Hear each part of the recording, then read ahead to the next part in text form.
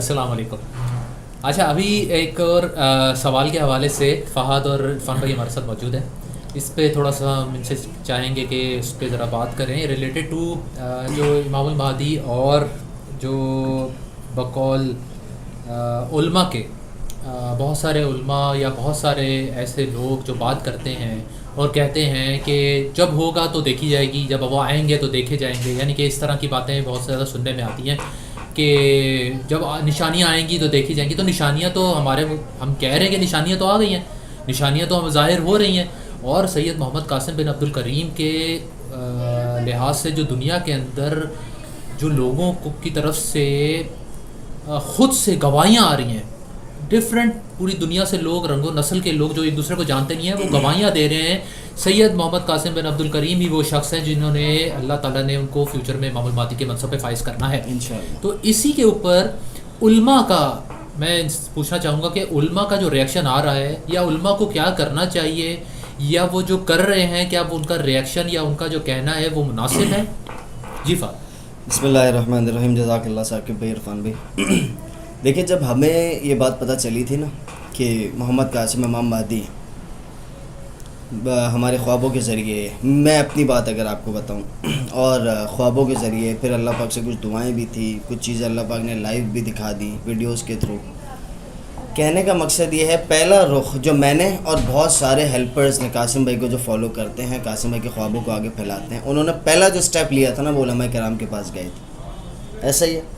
آپ لوگ تو خیر بعد میں کیا, لیکن 2015 سے ہم نے ایک کتابچہ بھی چھپایا 2018 میں 17-18 میں, جس میں قاسم بھائی کے خواب تھے, اور سب سے پہلی محنت ہم نے 2015 میں علماء کے ساتھ ہی کی, جس میں ایک خواب قاسم بھائی کا یہ بھی تھا کہ علماء پہلے میں نہیں پہچانیں گے, بعد میں ان کو افسوس بھی ہوگا, لیکن اس کے باوجود ہم گئے ان کے پاس یہ پیغام لے کر کہ جو ہے علماء حضرات, اور قاسم بھائی نے خواب میں یہ بھی دیکھا ہے کہ کون سے بڑے عالم جو ہے سب سے پہلے اس بات کی گواہی دیں گے. ابھی فی الحال ہم اپنے ناظرین, آپ کے ناظرین کو نہیں بتائیں گے, اچھا صحیح ہے, لیکن جو انہوں نے وہ نام بھی بتایا ہے ماشاءاللہ سے, اور تبلیغ کے ایک بڑے ہیں وہ, تاکہ بعد میں ہم اس پوائنٹ کو پروف کرنا چاہیں تو بتا دیں, لیکن میں نام نہیں لینا چاہوں گا. بالکل ٹھیک ہے. تو جو ہے لیکن مفتی طارق مسعود اور اسی طریقے سے مفتی سعید صاحب اور بڑے بڑے جید علماء بہت سارے ان کے پاس ہم گئے اور کتابچہ ہم نے دیا, اور اسی طریقے سے روحانی شخصیات, صوفیہ, ان سب کے پاس ہم گئے, ہم نے ساری کتابیں ان کو دی خوابوں کی. اس وقت تک بہت سارے خواب ایسے تھے جو پورے نہیں ہوئے تھے اور ان جنرل خواب تھے آگے امت کے بارے میں, اور ان میں سے بہت سارے خواب کو آپ جھٹلا بھی نہیں سکتے کیونکہ وہ احادیث مبارکہ کی ایکسپلینیشن تھی, آپ جھٹلا بھی نہیں سکتے تھے. غزوہ ہند کے خواب جو ہیں وہ تو احادیث مبارکہ میں بھی ہیں. اسی طریقے سے جو ہے ترکی کا گرنا وہ بھی آپ احادیث مبارکہ سے اخذ کر سکتے ہیں. اسی طریقے سے عربوں کی تباہی وہ بھی آپ احادیث مبارکہ سے اخذ کر سکتے ہیں. بہت سارے لوگ یہی سمجھتے ہیں کہ قاسم بھائی نے حدیث پڑھ کے جو ہے نا وہ خواب بنائے. قاسم بھائی کو حدیثوں کی نالج نہیں ہے, یہ بات کلیئر ہو جانی چاہیے. یہ تو پتہ چلنا جب شروع ہوئی ہے, اب انہوں نے چھپانا شروع کر دی. عجیب بات ہے کہ جو ہے مجھے تو الحمدللہ پہلے سے شوق تھا حدیث مبارکہ پڑھنے کا, لیکن جب میں نے قاسم بھائی کو جو ہے کچھ حدیث بھیجی بھی تو قاسم بھائی نے بولا اس کا مجھے آڈیو دے دے, مجھے اتنا پڑھنے کا شوق نہیں.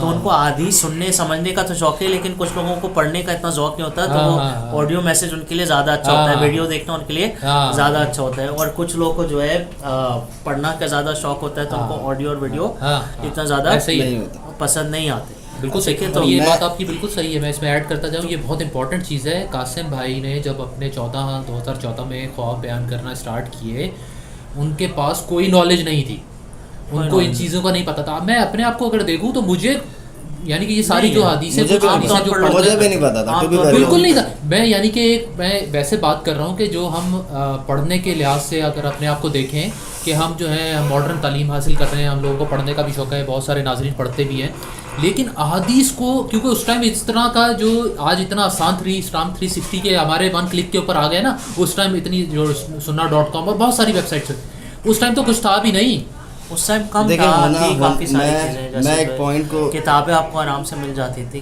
لیکن عرفان بھائی کتابوں کے لیے انسان کو جانا پڑے گا نا, جانا پڑتا تھا. مجھے یاد ہے جب میں نے صحیح بخاری خریدی تو 9 वॉल्यूम्स की किताब थी 2016 में, और इतना बड़ा उसका वॉल्यूम था, और मुझे जो है पढ़ने का शौक था कि मैं पढूं। वैसे अब आम तौर पर मैं तो देख के यूनिवर्सिटी में मेरे जैसा बंदा हो ना देखते ही लायक, तो वो मैं साइज देख के ही ना मैं कहूँगा अबे भाई मैं यूनिवर्सिटी में जो है उस वक्त IBA के टाइम था, तो यूनिवर्सिटी में लोग को शौक भी नहीं होता ये चीज़ें पढ़ने का। हाँ। वो जो और बहुत सारी चीज़ों में इंसान पढ़ा था, लेकिन मुझे शौक था, तो मैं जो है लेकर आया। तो वाकई इतना बड़ा वॉल्यूम होता है, और जो 8,500 के करीब हदीस मुबारक 9 वॉल्यूम डिटेलिंग, उसको डिटेलिंग, उसको पढ़ना। तो कुरान और कुरान का तर्जुमा से हम आगे नहीं जाते, तर्जुमा भी बहुत कम लोग पढ़ते।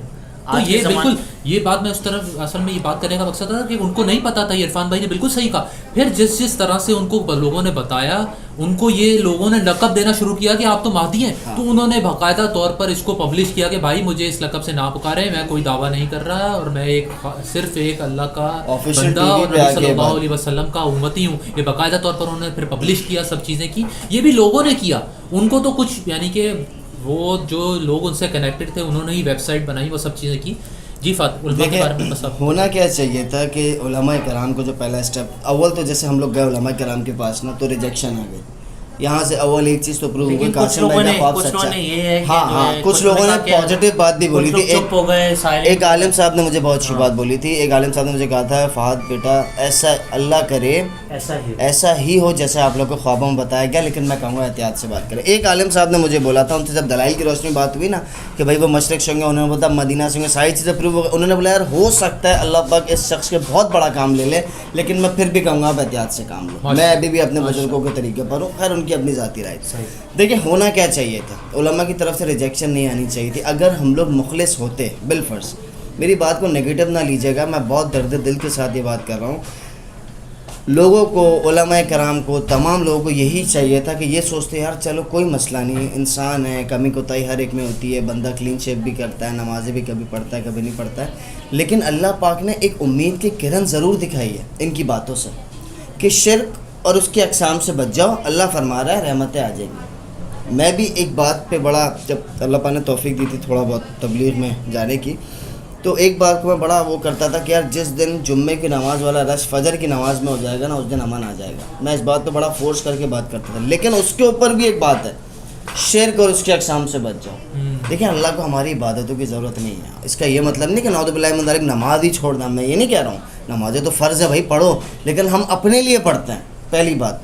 दूसरी बात ये कि कासिम भाई की तो इस्लाह होनी है, इस पे इतना नेगेटिव कमेंट्स, क्योंकि जब नबी अब अपनी तरफ से तावीलात भी तो हम लोग कर लेता ना इरफान भी साकिब भाई, इस्लाह का मतलब ऐसा नहीं होता, इस्लाह का मतलब होता है एक रात में मुजाहिद हो जाएंगे, इस्लाह का मतलब होता है सारे जिम्रों में वो ही है ना। लेकिन देखिए ये तो अल्लाह की कुदरत है ना, अपने तरीके से देखते हैं, और जो वो मोहतात भी ज़्यादा रहते हैं, क्योंकि उनकी कही हुई बात फिर बहुत सारे लोग सुनेंगे भी, तो ऐसे डायरेक्टली उनको भी नहीं कहना चाहिए। बस इतनी गुजारिश है कि आप देखें चीज़ों को इम्कानात के नज़र में देखें, देखना चाहिए क्या इस चीज़ का इम्कान है कि नहीं है, क्या इस चीज़ ये बिल्कुल ही वहीदुल इम्कान वाली बात नहीं। मैं जहाँ तक जो बड़े बड़े इमाम भी गुजरे, आइमा अरबा भी, वो भी एक दूसरे को ये कहते थे इख्तिलाफ के बावजूद कि भाई मुझे लगता है मेरी बात सही है, लेकिन मेरी बात गलत होने का भी इम्कान है, हो सकता मुझे लगता है आपकी बात गलत है लेकिन आपकी बात सही होने का भी इम्कान है। असल इखलास ये है, दूसरे की मलामत के बगैर उसकी राय ले ली, अगर वो इम्कानात के दर्जे में तो उसको कबूल कर लिया, बिल्कुल उसको झुकाया। एक छोटा सा इख्तिलाफ है आपकी इस बात से इरफान भाई, आप मेरे लिए बड़े काबिल एहतराम हैं। अगर से हदीसों में लिखा हुआ है, मैं आम आदमी को ब्लेम नहीं करूँगा अच्छा इस बात पे, क्योंकि आम आदमी उलमा पे ट्रस्ट कर रहा है, सुनी सुनाई भी बात आगे फैला रहा है, जो हमें कमेंट्स आते हैं सीधा सीधा इमाम महदी तो मदीना से होंगे, इमाम महदी के तो मतलब बिल्कुल नेक परहेज़गार होंगे, एक सेकंड, जो सुनी सुनाई, ये हमने अपनी जहनों से चीज़ें बनाई हुई है। हदीसों में लिखा हुआ है मशरिक़ से इमाम महदी का ताल्लुक़ होगा, तो ये उलमा कराम, मेरी उलमा से बात हुई है, इनको किसने ये इख्तियार दिया है कि ये बात बोलें कि महदी जो है मदीना से होंगे? आप मुझे सवाल का जवाब, मैं बहुत मोहब्बत से आपसे खिलाफ का अखज़ किया, उन्होंने यही अखज़ किया, लेकिन तो हदीसों में ये भी तो अच्छा, मेरी जिन उलमा से बात हुई है ना, एक तो बहुत सीनियर आलिम दीन थे माशाल्लाह, उनसे मैंने कहा इमाम महदी कहाँ से, उन्होंने बोला मदीना से होंगे, मैंने कहा हदीसों में लिखा है मशरिक़ से होंगे, उन्होंने यूँ देखा बोला हाँ होंगे मशरिक़ से, बाद उनको पहचाना वहाँ पे जाएगा।